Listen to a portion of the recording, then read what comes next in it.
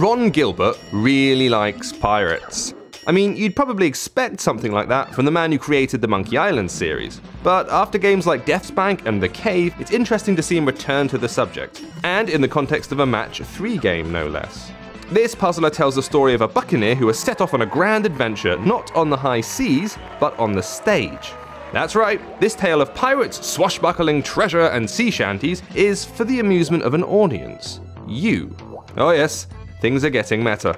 As the observer and protagonist in this tale, you must sail your vessel from island to island in search of the lost sea shanties. On the way, you'll fight all manner of pirates and horrific monsters, complete quests for the theatre company, upgrade your abilities, and acquire the resources needed to buy bigger and bigger ships. All of this is done within the framework of the Match 3 genre. Similar to games like Puzzle Quest, every successful matchup accomplishes something. Matching gold will fill your coffers, while matching swords will strengthen your power.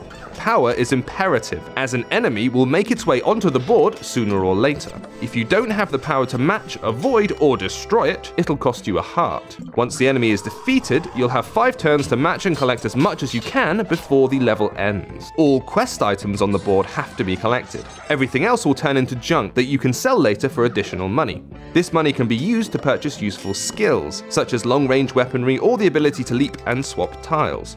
It can also buy the resources needed to build better ships, and new gear to improve your stats and boost leveling perks. Couple all of this with a great sense of humour and personality, and you have a game which should satisfy Match 3 fans. It might even recapture the interest of players who've grown weary of the admittedly oversaturated genre.